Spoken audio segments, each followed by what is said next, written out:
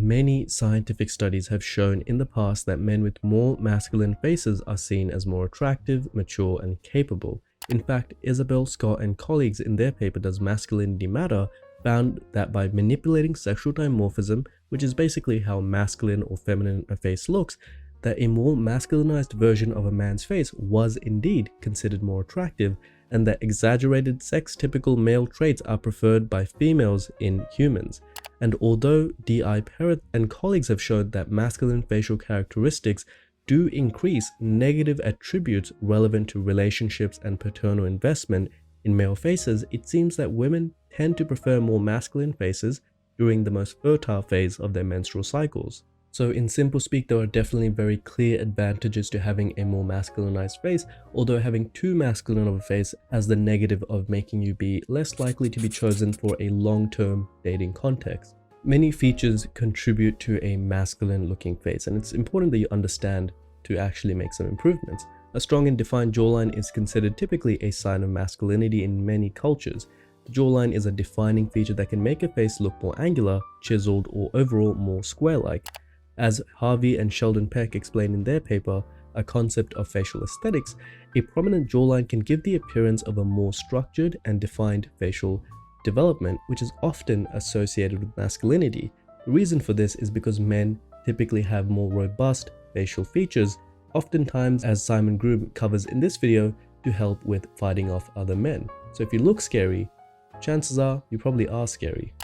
However, a detracting factor is if one's facial fat levels are too high, the face will appear soft and lose that robusticity, where even if the person has strong bone structure, it's hidden under facial fat.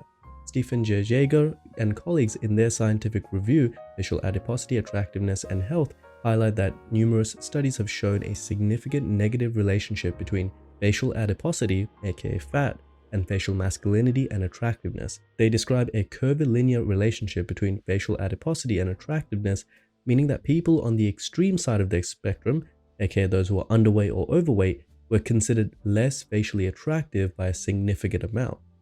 And so if you aim to achieve a more masculinized appearance, it's essential to maintain a low enough body fat percentage, typically around the 10 to 12%, to enhance the definition of your bone structure.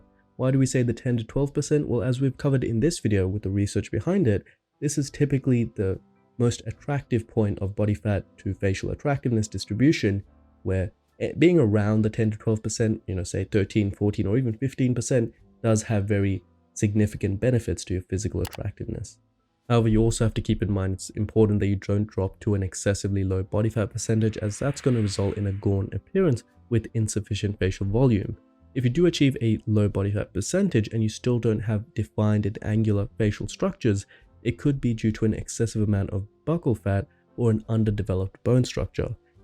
And an underdeveloped bone structure is improved with dermal fillers, implants, or more correctly, with orthodontics, because you really have to understand why is your bone structure not properly developed even though you're at a very low body fat. Moving on to the next point, let's talk about facial hair. In this video, we covered what makes attractive facial hair, and we found that facial hair is a sexually dimorphic trait. Sexual dimorphism in facial aesthetics refers to the differences in facial features between men and women. A study from Barnaby, Dixon, and colleagues found that bearded faces had higher dominance and masculinity ratings than clean-shaven faces. The study examined the impact of three facial metrics, the first being the objectively measured craniofacial masculinity, which is a complex way of saying how your facial proportions make you look more masculine, or are they more of the feminine side. The facial width to height ratio, which is the width and the height of your midface, and most importantly, the jaw size, when clean shaven on your rating of attractiveness. These ratings of attractiveness, masculinity, and dominance of 37 men were photographed, both clean shaven and with full beards, and the results showed that full beards received higher ratings of masculinity, attractiveness, and dominance compared to clean shaven faces. Although in this methodology we can criticize that a clean shaven face with strong, robust bone structure would probably actually do better if that bone structure was allowed to be exposed by not having a beard, compared to somebody who has weak bone structure but is benefited by having a beard.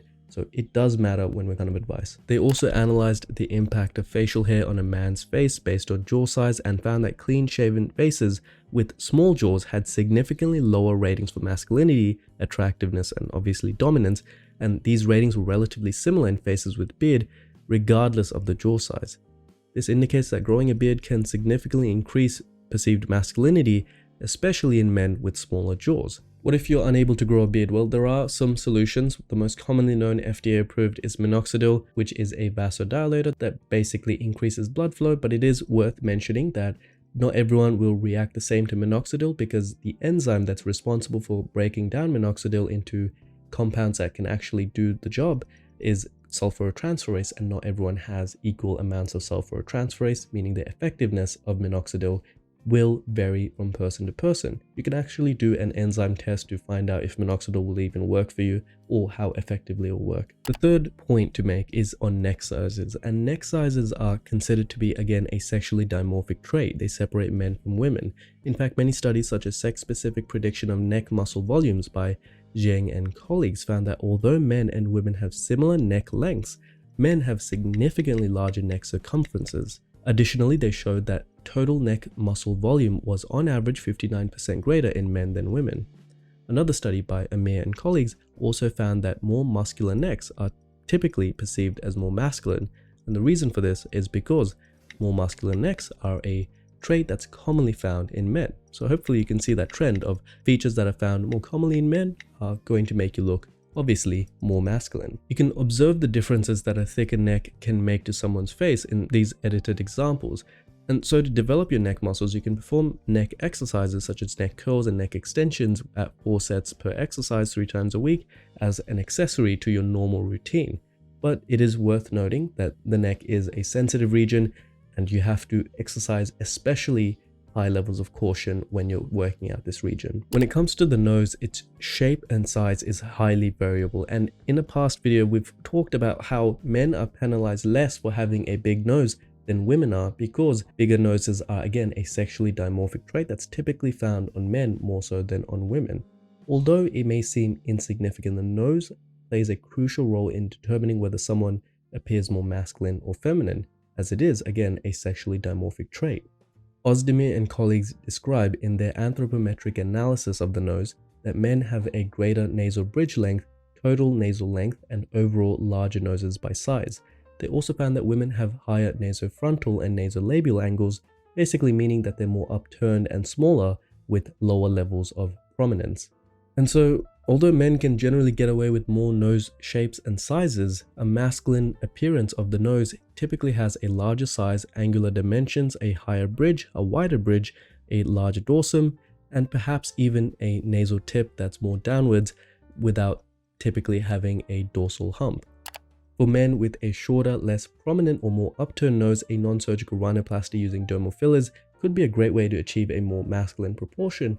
But on a personal note, it is worth mentioning that a more feminized nose on a masculine looking man isn't necessarily a bad thing. It could add some much needed androgenicity, some feminine and masculine balance to the face, which isn't really going to be a negative for your face. That being said, non-surgical nasal remodeling using fillers is very effective for this kind of purpose, and it's quite safely performed in outpatient clinics with good temporary results of up to 6 months, according to Helmy in their recent paper and most commonly from other doctors themselves. For the fifth way that you can get a more masculinized face, there are many studies on what is known as cheek augmentation techniques, for example in David M. Whitehead and colleagues' paper, which has shown that more rounded face shapes and lower angularity all do appear more feminine and youthful. So if you want a more masculinized face, you basically have to do the opposite of that. Additionally, other studies such as Telling Facial Metrics, Facial Width is Associated with Testosterone Levels in Men by Carmen Lefevre and colleagues have found that a high facial width to height ratio is perceived as more masculine and also seems to have a positive association with testosterone. Basically, in practical terms, this means that your face is wider than it is tall. Just think of how the Bugatti is designed. You see how the eyes are very narrow, the face is very wide of the front? Well, imagine that on a man, and that's what you get by a high facial width to height ratio. Or if you want another example, just look at UFC fighters. They all have high facial width to height ratios, and we've spoken that there is a correlation, maybe an accidental correlation, but a correlation nonetheless, that UFC fighters and generally most types of MMA fighters have some sort of increased facial width, perhaps making them stronger and more resistant to blows to the head. So therefore, it appears that the proportions and shapes of a face do play a significant role in determining its perceived masculinity, and playing with facial proportions does have the effect of making someone look more or less masculine. For example, in our previous video, we spoke about how facial fat makes the face look wider in an undesirable way, rounding out the face and thus reducing the effective proportion of the facial midface. That works to your disadvantage, and that's why, as most men, you want to follow rule 1 and stay lean as possible. Men with round face shapes should avoid very short hairstyles like buzz cuts, as they tend to emphasize the roundness of your face, and conversely, men with long narrow face shapes should avoid longer hairstyles as they make the face look, well, obviously longer.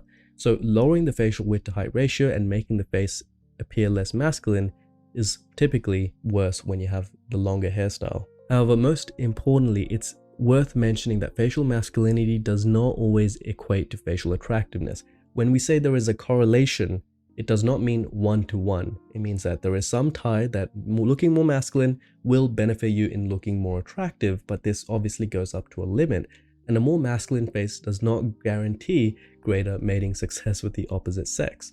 This is largely dependent on many other factors which we cover on this channel, such as mating strategies, the stage of menstrual cycles, and individual preferences, which women have shown preferential differences for wanting a more masculine looking man at this stage of the cycle and a less masculine man at that stage. And in general, women do have obviously different preferences depending on geographical region and socioeconomic factors as well. But as a general rule, and this is not scientific, just from personal conjecture, the reason why as a man you would want to make your face look more masculine, threatening, or menacing is not for women, but rather for other men.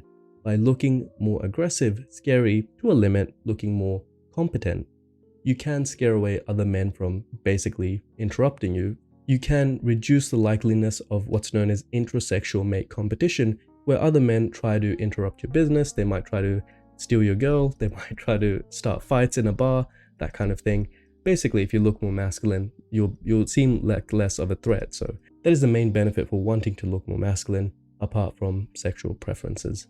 That being said, if you want to learn more about how masculine your face is, well, you can order a Kuve's aesthetic analysis from our team of doctors and dentists, and they'll take a look and give you some feedback on your proportions, your facial dimorphisms, your symmetries, all those factors that make a face attractive, and how you can improve the way you look based on your physical and aesthetic goals. That's over at the Kuve's website. As always, I'll catch you all in the next one.